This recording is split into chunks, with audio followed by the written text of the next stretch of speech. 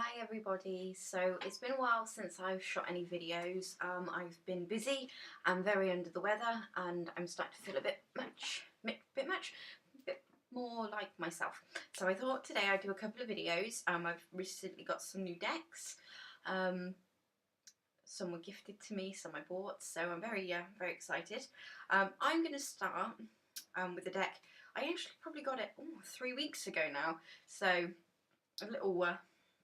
a little longer than normal. You know, I normally get them a couple of days and then I'm like, I'll do a video, I can't wait. See. So anyway, I'm going to be talking to you about, well, just showing you really, the Ancient Egyptian Tarot by Clive Barrett. I've been after this for a while because I do have a bit of an Egyptian obsession. So I was very excited to track this down. I paid £22 off of eBay for it, so I was quite happy with that. Comes with a book. The book hasn't even had its spine broken, and I hate being the one to break the spine, so I do apologise. I don't want to break it. So we have a reproduction there, and then the information. So you've got temperance, and then you've got the interpretation. We have the letter, the element, the colour, and the titles. So all that on here. You don't get as much information as you do on the majors for the minors, just a little bit there. So not as much. We have some spreads in the back of the book as well. Forecast spread, the astrological spread, the Celtic cross, I do believe. Oh no, I beg your pardon. The Kabbalistic spread and the Celtic cross. So I was right. Sorry. It's got the Tree of Life in the back of the book as well. It's very. It looks like it's going to be a juicy book. Like, as you can tell, I haven't busted it open yet. So this book aims to fulfill two distinct but complementary functions. For those new to the tarot, it gives complete instructions on how to successfully use the cards. Those with more experience of the tarot will find an explanation of the background, the thoughts and the ideas behind the ancient Egyptian tarot. The cards of the ancient Egyptian tarot have been designed from their very conception to be usable by both the novice and the experienced reader. So, and we have an introduction. So it looks like it's going to be a very good book. So we've got astrology bits and pieces here at the back as well. There's something I'm looking into. So yeah, I'll show you some cards. I'm going to cough again, sorry. Yes, like I said, I was ill over the flu. The cards themselves are in very good condition. So, this is the back of the cards. So you've got a white border going around it.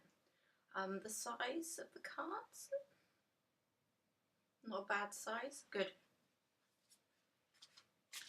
shuffling. It's nice and smooth. So I haven't, because I've been unwell, I haven't really been using these. I've just been going to old favourites because I'm feeling so ill. I wanted something that I knew that could come for me. So I'm really sorry I got such a tickle. Anyway, so I'll show you some of the cards. So this is the Nine of Cups. So you do have really large borders. I think it takes, you know, a lot away from the image. I think the images could be bigger. But I still think it works.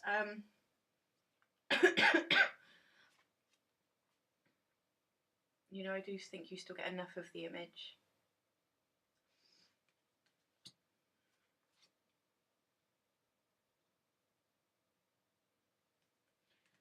My one, I think, real complaint with this deck is that a lot of the Egyptians pictured in the card are very light-skinned for Egyptians.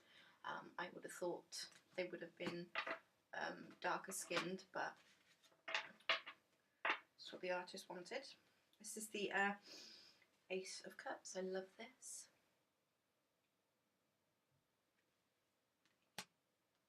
Seven of Discs.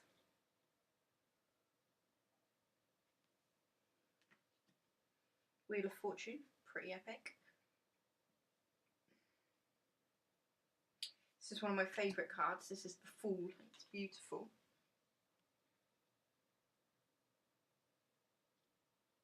The shakes. Two of Cups. Excuse me. So yeah, you really have to get into some of the images. The Emperor. I like this one.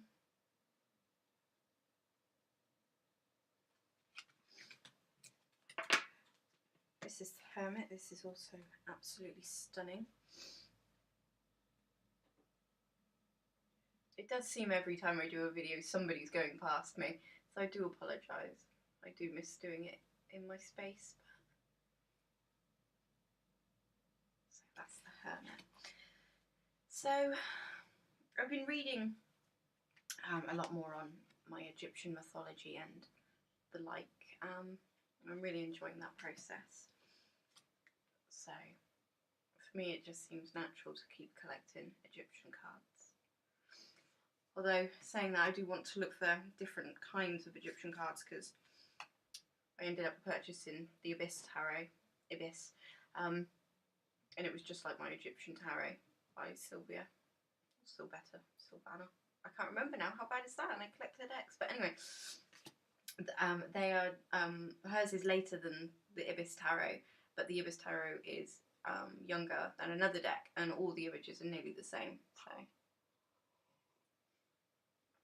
the artwork's beautiful and different in the sense of the colourings and the execution, but ultimately they're the same. So I'm trying to do a bit more research when I'm buying the decks, because I don't want the same deck over and over again, unless it's the Rider-Waite Smith decks. I'm more than happy to keep purchasing different variations of those. So this is the Prince of Wands. She says turning it the wrong way. So the cardstock as well, while we're on it, is really good. It's not completely matte, but it's not overly glossy. So yeah, it's quite thick. It's quite nice.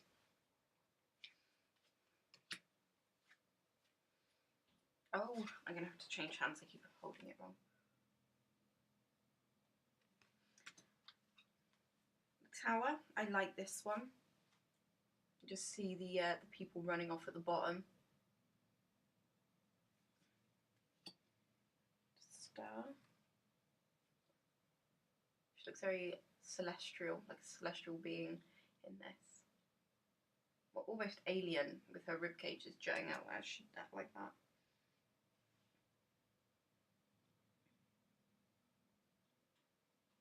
This is the Devil. I don't know why I took so long to look at it and tell you that, but there you go.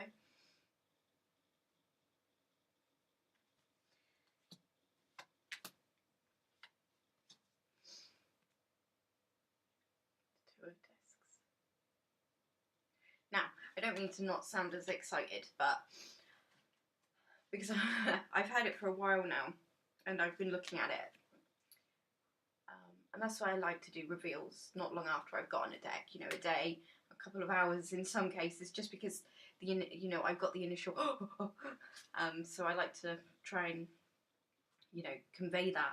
I also get that when I've been working with the deck for a while, when I show you, because we've had that connection. So I do apologise if the video is lacklustre of somewhat. I'll get into it by the second one.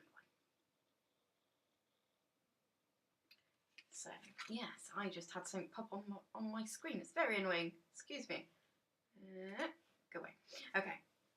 The Hierophant. Love the Hierophant. So do apologise if the light's a bit rubbish. The Moon. I love the Moon card. So I think with me as lately, I mean, I journal every day. And I alternate between decks, but of late I've been I've been using Oracle decks more than Tarot decks, not because I find tarot cards not helpful. If I've got a specific question, then I'll go to the tarot. But if I've been feeling off, or I don't feel myself, I want to, I don't know, I want more advice. I'll go to the oracle decks. It's not always true. It's just of late. That's kind of how I've been rolling. So I haven't been using the tarot as much as I used to. So I'm desperately trying to claw my way back in to you know, that there's nothing wrong with the oracles, of course, being my go-to things, but you know, my love started with tarot, and I remember when I first started tarot, I was like, I'm not going to get oracle decks. No, they're not my thing. They're not my thing. Once you open that door, seriously, there is no coming back from it. Sorry, I'm trying not to sneeze. So there's really no coming back from it. But I do have a deck that's on its way to me, and actually, geez, I've actually got quite a few decks on its way to me. 1, 2, 3 decks on their way to me. 4, but one's a gift for a friend, so that doesn't count. But I have got one on its way to me from said friend, and I'm hoping to reconnect with all of that tarot goodness. I was trying to say goddess and goodness at the same time, though, you see. And I think it's going to be the one. So, anyway, when I'm talking, I could be showing you cards, and I'm running out of time, so I have to keep these videos short for some reason. I don't know why. When I was on my other computer, I could waffle for as long as I liked, but on here I've got 15 minutes for some reason. So, now, before the time does run out completely, I wanted to quickly show you the card that really, really threw me off of this deck. The whole deck, for me, is stunning, and I couldn't wait to use it. And then I saw this card, and maybe that's why I haven't used it, because I don't want to pull this card. This is the Sun card, and I've never ever found a Sun card that I truly like. The Ravens, actually, that's gorgeous, but it's not the fact that you've got childlike areas on display, you know. That's not what bothers me. It's just the fact that these children have adult faces. That's what really freaks me out, the fact that they have childlike bodies and faces of adults. It's very creepy and very off-putting, and I don't want it in the deck. It's just, how can you have that fool card? Or, you know, this one, Prince of Swords. How can you have these beautifully drawn, thought out cards, and then just have this distasteful, and I find it distasteful, I do, and I believe that is from the fact of their faces, the fact that they look like they're 30 years old, and they have child bodies. It's just not right. I don't like it. Can I get over it? I don't know. I hope so, because like I say, the rest of the deck is absolutely stunning. And I love it. But we will have to see. I can't remember if I showed you that card, so I do apologise. I put them out of order. Anyway, so yeah. Beautiful deck. I am going to try my best to give it a go. And maybe I can have a catch up with you at some point to let you know whether or not I got over the fact of the Sun card. Anyway, I'll see you very soon. Thank you for watching.